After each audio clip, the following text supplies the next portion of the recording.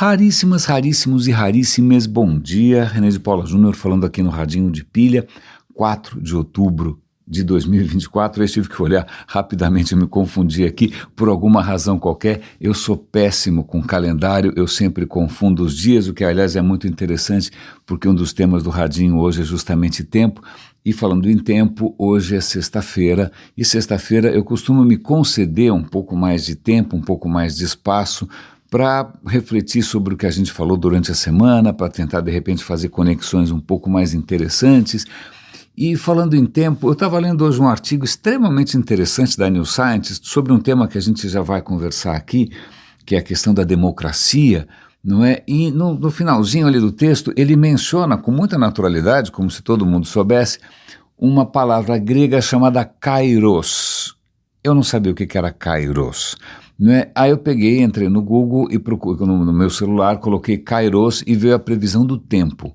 O que eu achei estranho, porque foi bom, quem sabe é a previsão do tempo do Cairo, né? Não sei, no Egito, como se isso me interessasse nesse momento. Não, mas na sequência eu fiz ali, né, uma rolagem pequena e fui cair na Wikipedia e eu descobri maravilhas, o que inclusive me suscitou a perguntar para o ChatGPT e conversar um pouco mais a respeito. Vamos lá, eu estava conversando sobre a questão, eu estava lendo ali sobre a questão da democracia, sobre a participação popular, como decisões são feitas, e aí vieram com esse conceito grego. Bom, vamos lá, kairos. Kairos é uma das palavras que eram usadas pelos gregos para falar de tempo. Quando a gente pensa em tempo, sei lá, qual é a palavra grega para tempo?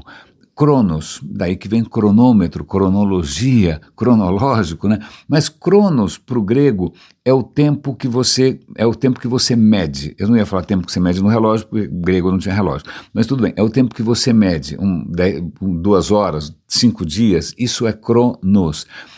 Obviamente, não é bom, quer dizer, não é tão óbvio assim, mas existe uma outra palavra em grego para tempo que é aion. Aion diz respeito ao tempo com T maiúsculo, ao grande tempo, provavelmente o tempo que o Einstein estava pensando ali no espaço-tempo, o tempo do universo.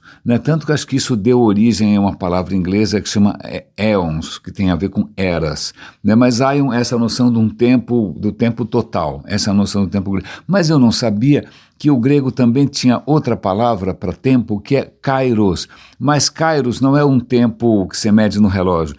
Kairos é o tempo certo para fazer alguma coisa, aquele momento mágico, em que é aquela oportunidade em que, se você atuar da maneira correta, certas coisas vão acontecer. Uau! Falei, puxa, isso parece uma noção que eu sempre achei que era uma coisa da língua inglesa, que é a questão do timing. Eu lembro quando eu estudei comunicação, eu fiz rádio e televisão, e eu tinha um professor que era ator, um professor de artes cênicas, e ele falava assim, olha, interpretação e sobretudo comédia tem a ver com timing. Aí você professor, o que quer dizer timing? Aí o cara fica lá se embananando para tentar, porque não tem uma tradução direta para português. Aí eu ficava achando que essa era uma grande sacada americana. Não, mas timing é muito parecido com a noção grega de kairos, existe um momento certo.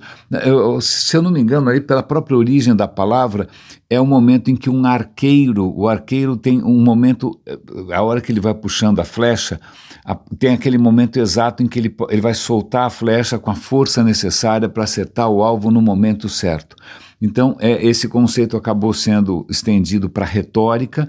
Retórica é a arte de você, não é só a arte de falar bem, mas também a arte de você convencer, e quem dava aulas de retórica no mundo grego eram os sofistas. Os sofistas eram professores de retórica, e um dos conceitos fundamentais de retórica é, levando em conta o contexto, o momento, com quem você está falando, existe ali um momento certo de você falar para conseguir aquilo que é possível.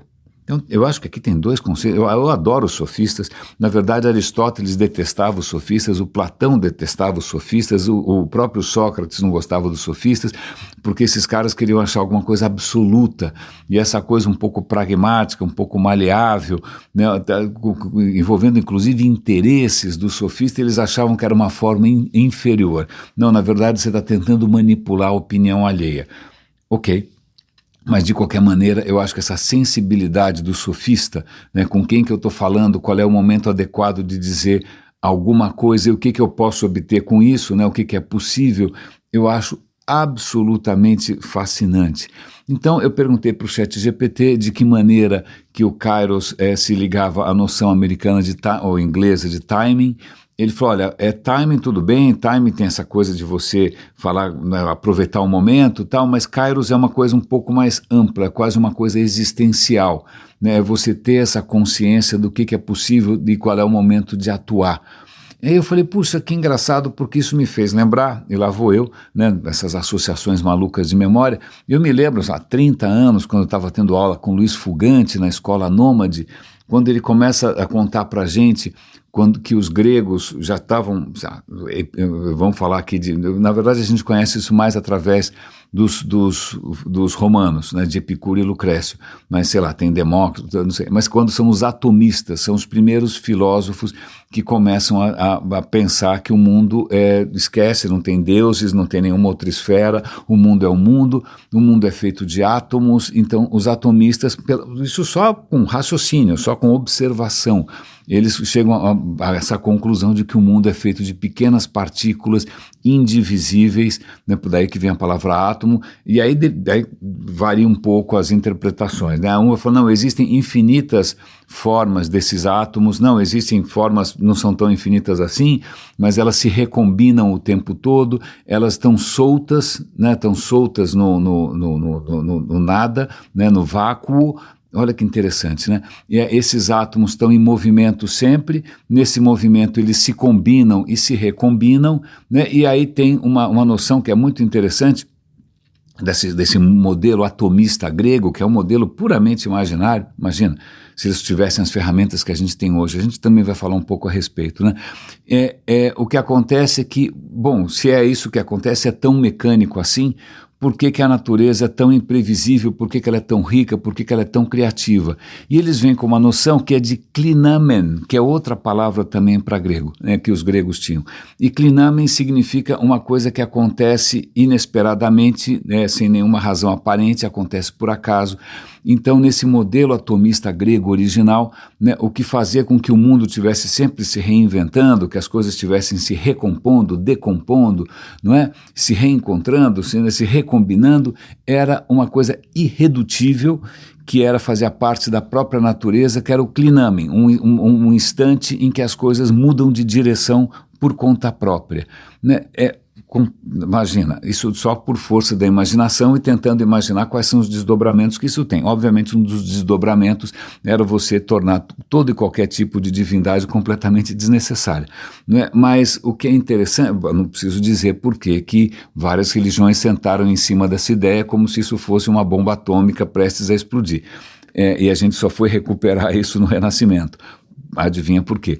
Pois bem, mas o que é interessante é que se a gente pensa hoje em física quântica, os átomos não são exatamente como os gregos imaginaram, sim, temos partículas fundamentais, temos partículas, mesmo os átomos, pensa aí, hidrogênio, oxigênio, eles, que são quantos que a gente consegue, acho que a natureza tem, sei lá, por volta de uma centena, né, desses átomos que vão desde o hidrogênio até, vai falando aí, urânio, esses átomos gigantescos, tal.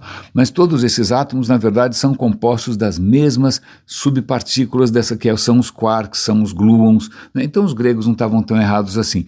Mas uma coisa que o Einstein nunca gostou muito dessa história, né, que muita gente até hoje acha estranho, é que a física quântica também parte de um princípio que parece um pouco o Klinami, né, que existe um componente aleatório, né, as coisas surgem e desaparecem aleatoriamente, o comportamento de tudo nessa escala microscópica é estatístico, é probabilístico, né? Você não consegue saber muito bem exatamente quando alguma coisa vai acontecer, mas ela vai acabar acontecendo.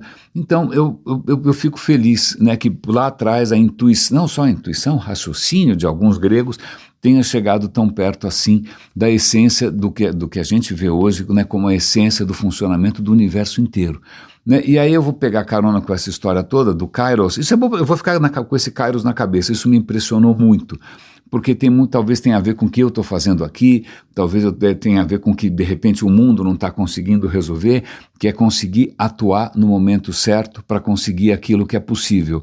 Né? Até que ponto a gente está vendo um planeta completa, indo ladeira abaixo, né? Eu posso dar links aqui contando sobre, sei lá, povos no interior da África, né? No Serengeti, o povo Masai, que é um povo interessantíssimo, padecendo por causa das mudanças climáticas. Eu posso falar aqui, bom, os efeitos estão aí para todo mundo ver.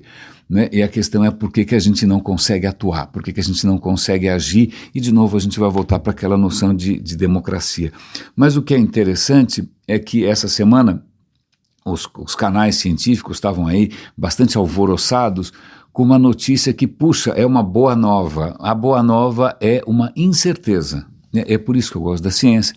Né? Aliás, a gente já vai falar isso daqui a pouquinho, quando a gente fala de democracia também, que uma das coisas interessantíssimas da ciência não é que o cara tem uma certeza inabalável que ele vai defender até a morte, vai bater no peito e vai soltar uma bomba na cabeça dos outros e vai explodir. Não. Todo cientista tem que ter uma humildade epistemológica, né? Ele tem que partir do princípio que toda a certeza que ele tem é provisória, é incompleta e que ela pode melhorar com o auxílio dos outros, ok?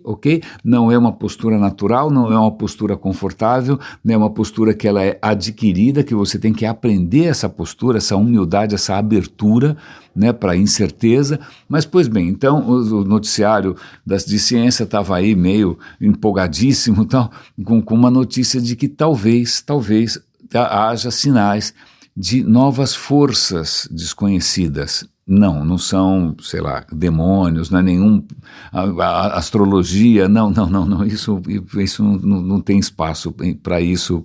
Tudo bem, é uma questão de cada um, mas acredite no que você quiser a seu próprio risco. Mas acontece o seguinte, né, o modelo padrão, que é uma equação gigante do Schrödinger, né, complicada, tal, cheia de probabilidades, tal, ela consegue prever muitas coisas com extrema precisão. Extrema.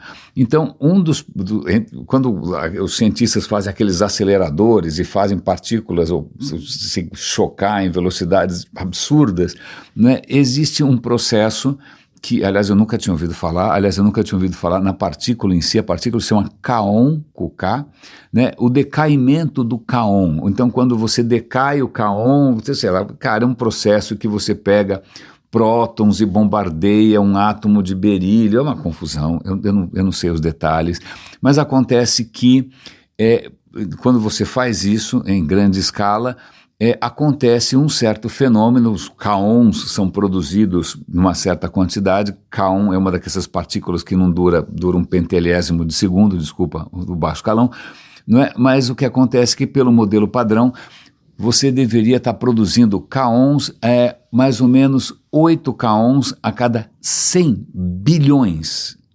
de choques, de colisões. Então, a cada 100 bilhões, vale pensar, no planeta nós somos 8 bilhões, então a cada 100 bilhões de colisões, você deveria produzir, em média, 8 kaons, certo? Certo. O que acontece é que os experimentos estão demonstrando que estão sendo produzidos 12 ou talvez 13, 12. Aí você fala, cara, e daí? Pelo amor de Deus, é uma partícula completamente imponderável, que não faz parte da sua vida, não faz você ter menos rugas, mais rugas, não faz crescer cabelo, não faz crescer o pinto, não vai crescer nada.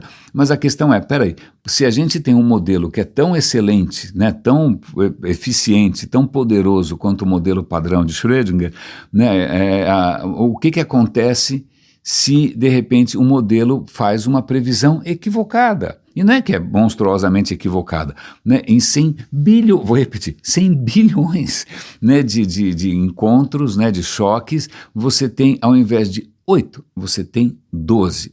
E isso para os caras já é sinal, fala, opa, tem alguma coisa em jogo aqui, né? O que é muito interessante, porque já que a gente está num mundo dominado por opiniões e por, sei lá, verdades pessoais, ou por teorias ou por narrativas, né? A diferença de narrativas científicas é que elas têm um poder de previsão, né? Elas têm um poder sei lá, até de você conferir, né, se aquilo realmente aconteceu do jeito que você queria, que realmente, desculpe, não tem paralelo em nenhuma outra narrativa, ideologia ou religião, não. Né? Tanto é que não é que surgiram 12 Caons porque alguém ajoelhou e rezou, ou porque Saturno estava em conjunção com Marte. Não tem espaço, isso não mexe o ponteiro dessas coisas, certo? A gente tem hoje instrumentos absolutamente, alucinantemente precisos e nada ali indica o poder do pensamento positivo, do otimismo, das orações coletivas, da imposição de mãos. Não, nada. Isso não mexe nenhum ponteiro, exceto os nossos ponteiros afetivos, que é lógico que isso faz diferença, claro. Mas, pois bem, então, veja que interessante. Os gregos lá atrás intuindo o cliname, intuindo a questão dos átomos, incluindo a questão da materialidade do mundo. A gente falou ontem aqui com muito entusiasmo de Spinoza que também meio por intuição já tinha se tocado que tudo que move o universo é a mesma energia original do Big Bang, que vai se diversificando, que vai se ramificando, mas é a mesma energia do começo. Então hoje de manhã, se você comeu, sei lá, 200 calorias num copo de suco de laranja, essas calorias vieram do Sol, num processo bastante complicado, mas isso, não veio de nenhum outro lugar, e a energia do Sol, que é a energia da fusão vem da energia do Big Bang, então é um grande fluxo que vai se diversificando. Eu fico feliz quando alguns filósofos tiveram uma intuição tão poderosa, mas infelizmente foram ignorados, excomungados, etc., foram banidos, né, etc. Mas vamos voltar aqui para a questão da democracia, porque isso é muito interessante. Aliás, vale lembrar que muitas dessas intuições, dessas descobertas, dessas pistas sobre a natureza que surgiram na Grécia, surgiram em parte também porque a Grécia tinha uma liberdade de pensamento, teve ali uma liberdade, não é que ninguém ia para a fogueira porque propôs que... Não, durante algum tempo, né, uma época inclusive bastante...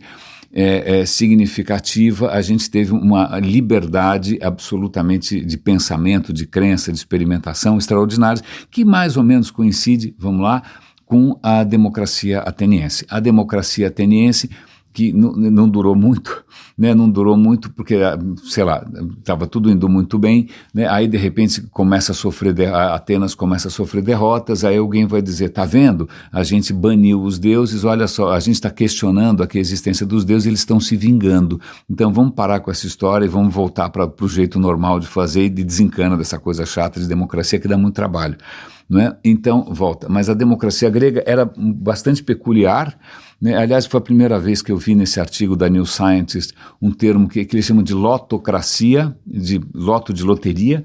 Eu falei, como assim loteria, né? Quem ganha na loteria manda nos outros? Não, acontece que quando na Grécia clássica eles derrubam os tiranos, falam, bom, vamos fazer o seguinte, a gente se vira sozinho, a gente não precisa de nenhum tirano, a gente não precisa de nenhum psicopata, já vamos falar dos psicopatas, né, mandando em todo mundo, a gente se vira sozinho, vamos fazer o seguinte... Todo mundo, na verdade não era todo mundo, as mulheres e os escravos não foram incluídos naquele momento, né? Milagre sai mais caro, mas já foi um grande avanço, mas todos os cidadãos aqui, masculinos tal, todos aqui vão participar no gerenciamento da cidade, então não é que você vai se candidatar, a gente vai sortear. Daí vem a história de loteria, loto. Então você tinha cargos, o cara que vai cuidar do tesouro, o cara que vai cuidar da guerra tal, era sorteado, né? Então pessoas comuns, né? Pessoas civis, eram sorteadas e cumpriam o seu papel durante um certo tempo, não era um tempo infinito, né? Não era reeleição e, sei lá, Lula que nunca mais quer sair do trono e assim vai, e Trump, era um tempo finito e depois você tinha um sorteio de novo e todo mundo participava, era uma democracia direta, né? Muitas questões eram votadas em praça pública, né? Todos os cidadãos votavam, não durou muito. E aí o artigo chama atenção para aquilo que a gente chama hoje de democracia. Na verdade, não é exatamente aquilo, porque não é democracia direta, ninguém é sorteado aleatoriamente, né? Na verdade, é república, é parecido com aquilo que em Roma acabou se constituindo, que é a república, que você tem eleições, que você vota, né? Que aí você passa a ter uma classe de políticos praticamente profissionais, né, tocando a história toda. Então existe assim, existe república e existe a noção de democracia, elas não coincidem.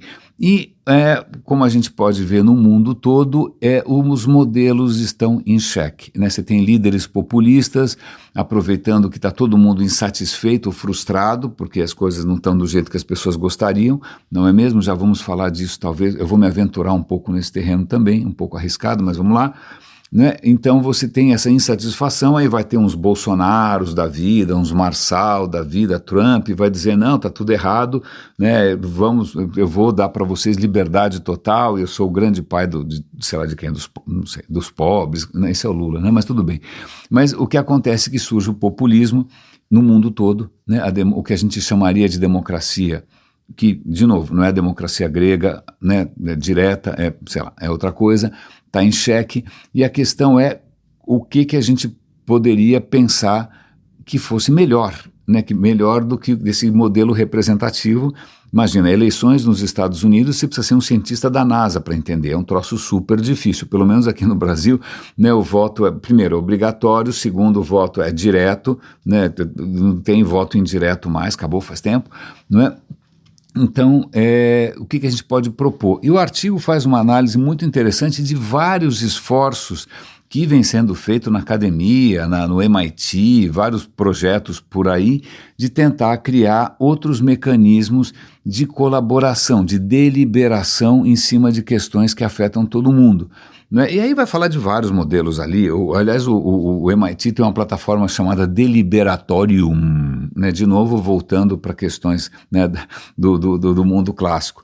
Né? Que eu não sei os detalhes, eu vou dar uma olhada, na verdade você joga ali as questões, as pessoas podem votar nas questões, aí tem um outro modelo também que envolve, sei lá, pegar 12 pessoas e botar numa sala e tentando fazer maneiras de gente que não é profissional de política, né, gente que tem os repertórios e as histórias de vida mais diferentes, colocar numa mesa para ver se elas conseguem chegar a alguma conclusão interessante. Né? Então tem vários experimentos, mas aí eu não vou detalhar demais. O que é interessante é que um dos problemas é a escala. A questão é a escala. Isso é fácil fazer com 12 pessoas, isso é fácil fazer talvez numa ONG ou numa pequena empresa, mas numa cidade de 12 milhões de pessoas como São Paulo, cara, como é que você faz? Né? Além do mais, as pessoas têm mais o que fazer. Né? Imagina que você vai propor para todo mundo, olha, gente, é o seguinte, a gente vai fazer um sistema aleatório, né? E se você for sorteado, você vai ter que se dedicar a ser o secretário sei lá, da esgotos, não sei da onde. Você fala, parou, né? Não quero, não gostei, né? Não vai alguém aí no meu lugar.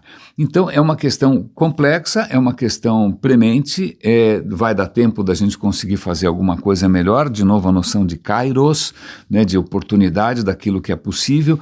Eu desconfio que não, porque tem muitas forças em jogo, né, tem muito interesse em jogo, tem muitas paixões em jogo, mas é interessante ver, inclusive, como é que a inteligência artificial pode se encaixar nessa história. Né? Então não é um tema que eu vou resolver aqui, talvez o Cecchettin possa, o nosso raríssimo, que é mais especializado no tema do que qualquer um de nós, possa se debruçar um pouco mais no assunto, mas eu achei bastante provocativo, não é? Porque pelo menos ele reconhece, ali o artigo está reconhecendo que não está funcionando. Não está funcionando, a sensação é essa de que não está funcionando, frustração generalizada, né, cada vez menos pessoas se envolvendo na política, e quando menos pessoas se envolvem na política, isso abre espaço para oportunistas, né, para os psicopatas de sempre, que vão, de repente, chegar no poder sem que eles representem de verdade os interesses de muita gente. Né? Isso está acontecendo no mundo todo. Eu não sei se eu comentei com vocês, o prefeito de Nova York, que está sendo agora acusado de uma série de improbidades, de corrupção e tal. Isso porque o cara, em princípio, é um policial, é de uma minoria, né? Você fica achando que o cara vai ter um comportamento melhor, mas quando você vai ver, embora Nova York tenha 8 milhões de pessoas, ele teve 700 mil votos. Por quê? Porque o desinteresse é tão geral, né, que o cara com 700 mil votos leva. Ele representa quem? Ele representa menos de 10% da população, né? E aí você tem uma cidade que tem um PIB que é comparável ao PIB brasileiro, um PIB de 1,7 trilhões de dólares, não é?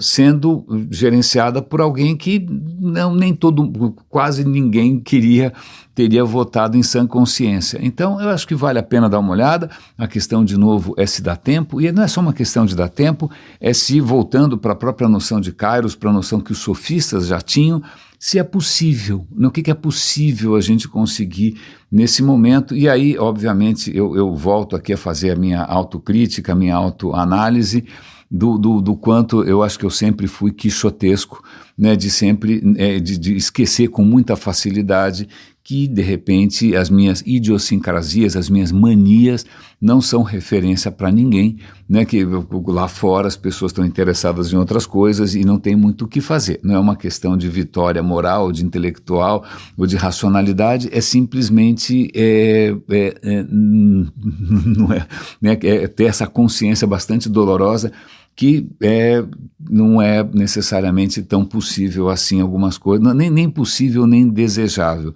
E já que a gente mencionou aqui rapidamente a noção de psicopatia, que eu vou anunciar aqui, já dou a mão à palmatória, esse termo é politicamente incorreto, os especialistas em saúde mental não estão mais usando o termo psicopata porque é um estigma, não é? Então, o que a gente chamaria de psicopatia em outros tempos, hoje é chamado de transtorno de conduta antissocial.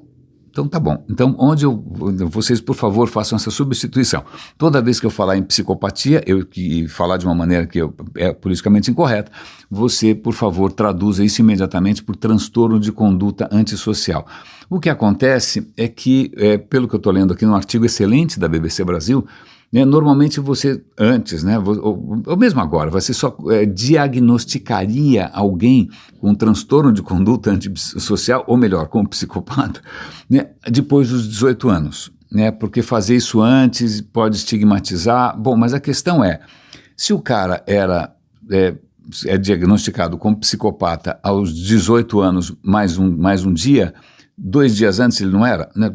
Calma, isso não aconteceu de repente, não foi o cliname, não foi um movimento completamente aleatório, não, tem aí uma certa causalidade, certo? Mas o que é interessante é um artigo que fala que pais podem prestar atenção se os filhos têm alguns tipos de comportamento que, em princípio, são característicos do transtorno de conduta antissocial, certo? Certo.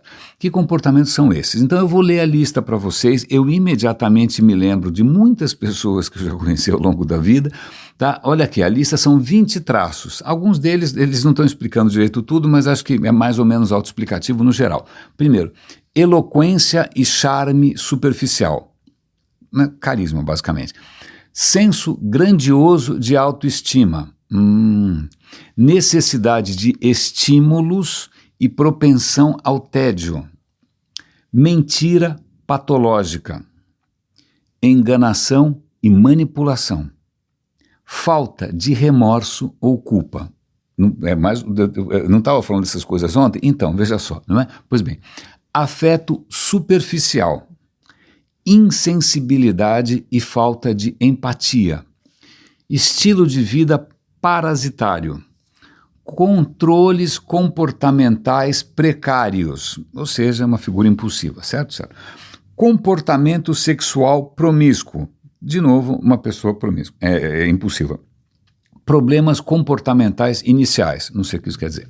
Falta de metas realistas e de longo prazo, é como se não houvesse amanhã, entendi. Impulsividade, ok. Irresponsabilidade.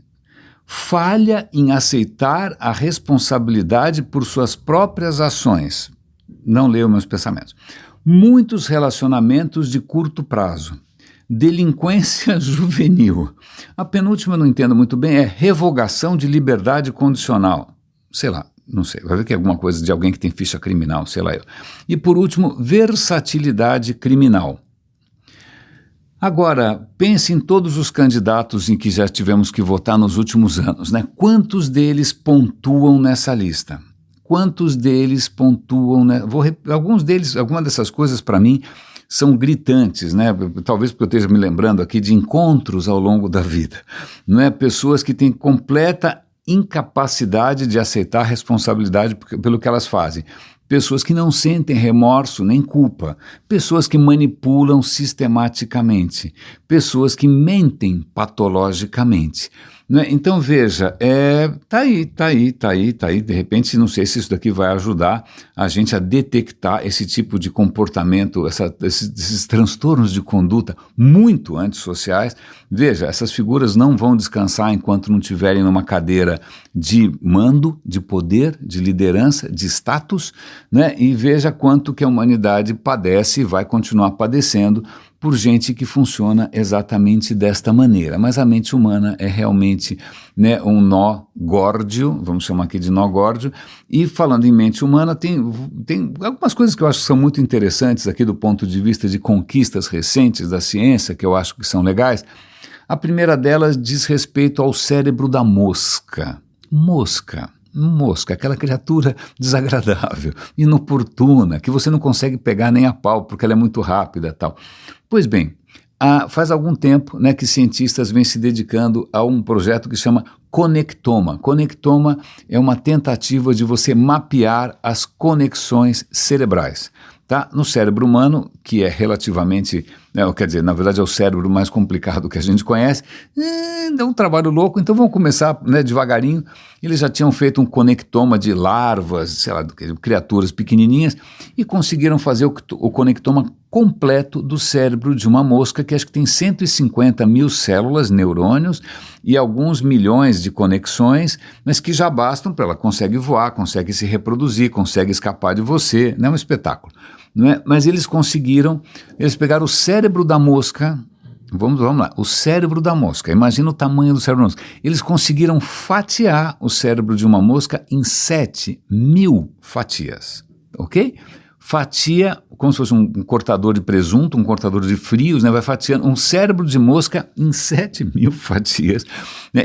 Tira uma foto disso, joga no computador, daí você vai tentar reconstruir um modelo tridimensional e você vai tentar entender como que essas coisas todas se conectam quando você vai tentar dar uma raquetada na mosca, ela consegue escapar, qual foi o caminho que isso fez. Os caras estão empolgadíssimos, porque finalmente a hora que nós entendermos a cabeça, como funciona o cérebro de uma mosca, isso vai ajudar a dar imensas pistas sobre como funciona o nosso cérebro, não só de quem tem cabeça de mosca, mas em princípio de todo mundo. Eu acho isso absolutamente extraordinário, né? Como é que você consegue fatiar um cérebro de um inseto, né, absolutamente minúsculo, né, e você consegue mapear isso tridimensionalmente e ver como isso funciona. Né? Tem mais uma questão interessante que também pipocou nesses últimos tempos em canais científicos. Aliás, tem um vídeo muito bonitinho do Kurzgesagt dizendo que, veja, você que se considera um indivíduo, uma pessoa, né, com a sua liberdade, seu direito à felicidade, não é? Na verdade, você é um condomínio, né? Não só sua pele está coberta de bactérias e várias criaturas que vivem, né, para cima e para baixo com a gente, né? Se você tentar lavar demais não é bom, né? A tua saúde vai piorar, você depende delas, mas nas suas vísceras, nas minhas vísceras também, você tem um número. Quantas células você tem? 1 trilhão de células? Pois bem, você tem mais ou menos 1 trilhão, dependendo se você já foi no banheiro ou não, você pode ter 10 trilhões de micro-organismos dentro de você, vivendo felizes e contentes. Não é que você está doente, né? Eles fazem parte da sua biologia, do seu funcionamento. Né? A sua saúde intestinal, a sua saúde mental, inclusive depressão, etc. e tal, depende desse microbioma, né? Desse ecossistema dentro de você. Né? Se essa república dentro de você, né? Se esse condomínio não estiver muito bem equilibrado, você padece. Né? O que também é até uma boa pista. A gente fica assim, é a psicologia, o bem-estar, a psiquiatria, a alma. E aí quando você vai ver, na verdade, você está só com um problema na barriga. né? Então, na verdade, o seu bem-estar, a sua predisposição, a sua energia, seu estado de espírito pode depender desse equilíbrio de bactérias e fungos dentro de você. Mas o que o vídeo do Kurzgesagt mostra é que os cientistas estão descobrindo que tem mais coisas ainda. Como se não bastasse você ter trilhões de bactérias e fungos dentro de você, você tem uma quantidade maior ainda de vírus. Não, você não está com Covid, você não está com nenhuma doença venérea esquisita. Não, simplesmente as bactérias, elas têm seu arqui-inimigo. O arqui-inimigo das bactérias são vírus. Existem vírus especializados em bactérias. Para cada bactéria tem um vírus que está atazanando a vida dela.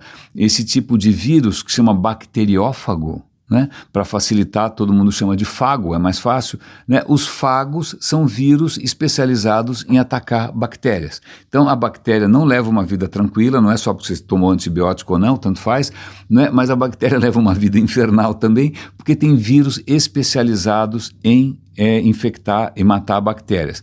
O que esse vídeo vai mostrar é que isso faz parte, inclusive, da nossa saúde. Né? Alguns vírus, não é que eles eliminam completamente essas bactérias, eles modulam a quantidade delas, eles conseguem inclusive mudar a genética delas. Cara, é uma coisa de uma complexidade e de uma riqueza. É como se dentro de você tivesse uma ONU, como se dentro de você tivesse uma Assembleia Nacional. É uma confusão, mas isso inclui vírus também. Então, agora, além do seu vírus bioma, você tem um virobioma dentro de você, que a gente está tentando entender. Esses vírus, se a gente começar a entender como esses fagos podem ser utilizados, eles podem ser usados para combater, sei lá, bactérias que provocam o câncer, ou até, quem sabe, até contra câncer também, não é? Então, veja, e hoje a gente consegue ter um entendimento tão profundo que você consegue. Se você pegar ali, né, uma amostra, você consegue identificar o DNA e o DNA a que criatura pertence e que função que tem cada trecho do DNA. A gente está nesse patamar, que é um pouquinho acima, obviamente, né, de mambo jumbo, né, de pagelança, né, de sei lá do que. Né? Veja só, eu acho isso absolutamente fascinante. E isso, aí eu vou te dar um link para um outro conteúdo também, mostrando que a sua própria saúde cerebral também depende do microbioma cerebral. A gente, durante muito tempo, acreditou que o cérebro estava blindado. Existe uma coisa que chama grande barreira, né, que protege o cérebro de qualquer tipo de infecção maior, tanto que é muito difícil, se você tiver, espero que não, que ninguém tenha, você tem um tumor ou algum tipo de problema no cérebro, é muito difícil você colocar um medicamento, porque o medicamento dificilmente passa pela grande barreira, não é? Então, o que eles estão percebendo é que o próprio cérebro também tem um microbioma específico, com bactérias e vírus que ajudam a mantê-lo saudável e cujo desequilíbrio pode potencialmente provocar doenças que a gente não sabia qual era a causa. Então eu acho isso muito interessante porque a gente, né, nossa cabeça é um pouco limitada, né? Não é exatamente a da mosca, mas é um pouco limitada, então a gente tende a simplificar demais as coisas, achar que existem pessoas, né, que são tudo separadinho, né? Não é tudo separadinho, não. Na verdade, todo mundo aqui é um imenso condomínio, né, de interesses, de dinâmicas, cara, é um carnaval essa história toda. E aí eu vou conectar isso com outro vídeo muito interessante também do Kurzgesagt, que mostra o seguinte, que o planeta Terra, na verdade ele começa a falar de um planeta hipotético, né? Tem aqui um planeta hipotético que a gente não conhecia, que a gente acabou de descobrir, que tem mais vida do que a vida que a gente conhece aqui na Terra. Na verdade ele está fazendo aí um joguinho retórico, né? Falando em sofistas. Acontece o seguinte, no subsolo, não estou dizendo só subsolo, sei lá, no subsolo do prédio, né? Não estou dizendo um poço, não estou dizendo minhoca.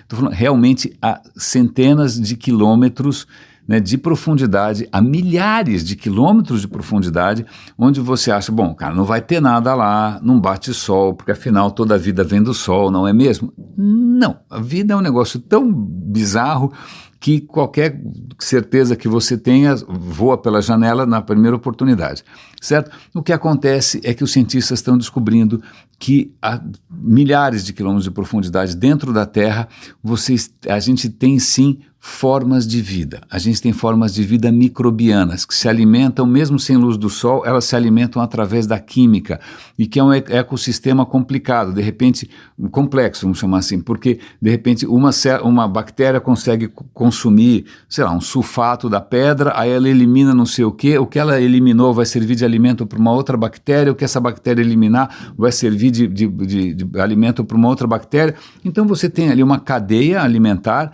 no seio do planeta, por assim dizer, e se você somar toda a biomassa, é praticamente 20 vezes maior do que aquilo que a gente conhece nos oceanos e na superfície.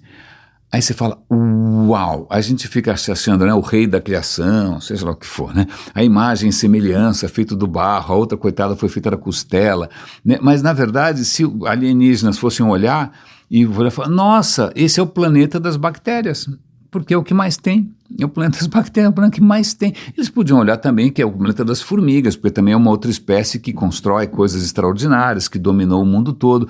Aliás, vale a pena aqui comentar, vou dar um link para uma reportagem interessante, dizendo que as formigas, aliás, têm o agronegócio das formigas, porque muitas formigas, elas colhem, elas arrancam pedaços de planta, levam para dentro do formigueiro e lá elas têm uma fazendinha de fungos. Na verdade, as formigas escravizaram os fungos ficam ali processando as folhas e aí é a partir disso que as formigas conseguem viver. Então são formigas escravagistas, tem aí uma luta de classes dentro, mas ninguém está lutando nada, está todo mundo muito bem. Mas a questão é como que as formigas desenvolveram essa capacidade de fazer fazendinha. E tudo indica que foi um meteoro que há 66 milhões de anos caiu em Chicxulub, né, na costa do México, matou todos os dinossauros. No que ele matou todos os dinossauros, bom, também cobriu a atmosfera, a fotossíntese ficou muito complicada. Mas adivinha quem continua se virando bastante bem nessas condições? Fungo. Fungo não está nem aí. Então, talvez, sei lá, os ancestrais dessas formigas que fazem fazendinha, né, descobriram que elas podiam usar os fungos para produzir alimento nessas circunstâncias nefastas. Não é mesmo? Então, veja que interessante a evolução da voltas. E aí tem um outro vídeo muito interessante que saiu na BBC, vou compartilhar com vocês, que a história do planeta não foi só alterada por esse meteoro em Chicxulub. Tudo indica, né, eles perceberam que no fundo do oceano, na costa ocidental da África, tem ali sinais de uma cratera submersa que eles conseguiram mapear em 3D, né, e essa cratera indica que mais ou menos na mesma época desse meteoro, um outro meteoro menorzinho, 500 metros só, caiu no mar.